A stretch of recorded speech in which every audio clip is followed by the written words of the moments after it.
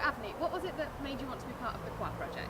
Well, one of the reasons I wanted to be involved in the Choir Project because I've worked with young people before and I wanted to work with the young people again, and also for the experience as a student, being involved in this kind of project and going to into my career, that would really help, and there will be transferable skills for the career I want to do, want to be in. So that was one of the reasons. Okay, so and what sort of skills do you think you've either learned or developed further while being part of the project?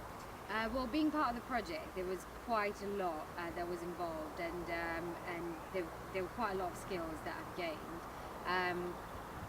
One of which is definitely flexibility and adaptability, and that's because working with young people, you have to be able to adapt to each individual and their personality, and just work along with it, because anything could go wrong, you just have to adapt and go along with it. Working with young people, you need patience as well. Definitely. I've already had that, but it's enhanced now because of the project. And so they were the main skills, and also using your own initiative. Leading a group of young people, you need to be able to think on your feet, and make sure that you can entertain them, and make sure that they're doing what they need to do. Okay, you mentioned transferable skills, which I think is really important.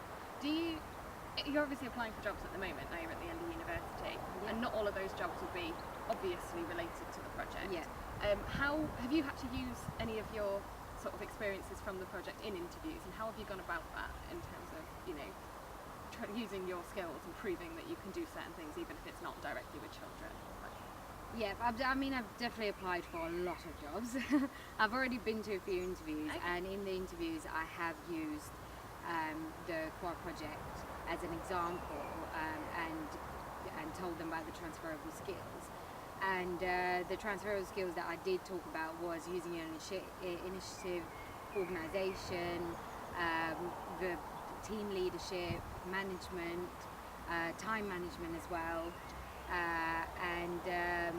being persistent as well. I used one of the examples. When I was working in the Choir project, I had one girl in my team who's very, very shy, and I'm the kind of person, I'm very energetic, I want everyone to be part of the activities.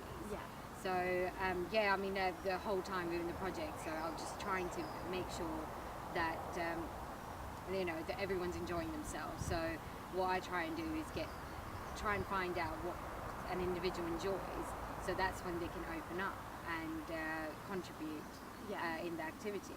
And at the beginning of the project, she was really, really shy, didn't talk to anyone. By the end of it, she was really happy, because I found that she really liked basketball, and when we played, I was just trying to get her involved even more, and she just had so much fun, and she definitely enjoyed herself. I could tell she was talking to everyone, and she was smiling a lot more, and she was a lot more involved. So definitely that was one of the examples I used in my interviews. Okay, so that was an example of how you would lead a team, and how you get your team involved. And be persistent, and basically work hard, and be positive, and get the result at the end. Yeah, that's really important, and I think there are a lot of people that would see, I've worked with children, so I can only use that as an example of working with children. But that shows that you can use your experience and your skills to show how you can apply that to all sorts of different scenarios. Yeah, it's not just with children. So you can always see what you do, whatever experience that you have, you can always see what you've learned from it, and see what you can do in your transferable skill. The job I applied for is a PA job. It has nothing to do with children, but all the skills that I have learned, and the knowledge I've gained, I can definitely transfer it to other jobs. Great, thank you very much. The Guidance and Employability team, GET, within the University of Greenwich, is a service for all students to help you into graduate employment.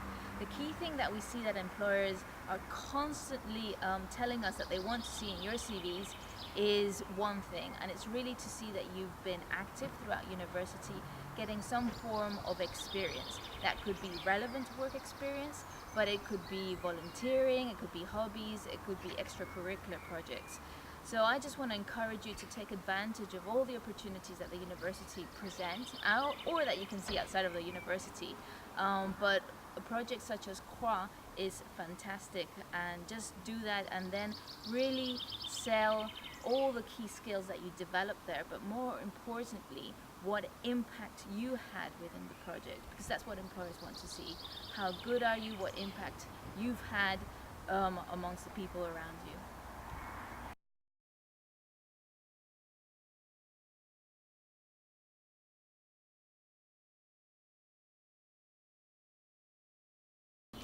Some of the things that the guidance and employability team do for all students and also for graduates, especially 2 years after you graduated, you can use our service.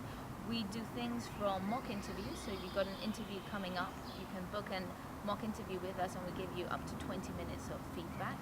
You can get your CV checked, your cover letter checked, your application checked, again around 20 minutes where we give you personalized feedback on how to improve. Other things that we do is we work with loads of employers and opportunity providers. So we always have around 100 volunteering opportunities. Each year we issue over 600 part-time contracts. We work with employers and advertise per year around 1,000 graduate jobs. We also do job brokerage with organizations, so we secure internships for you and we prepare you for those internships. Other things that we do throughout the year is we have a whole series of workshops to help you develop your employability skills, because the standards out there are quite high and employers expect you to hit the floor running. So they expect really good presentation skills, written skills, verbal skills. There are numerical tests out there, so we've got so we run workshops on helping you how to pass those numerical, verbal and diagrammatic tests.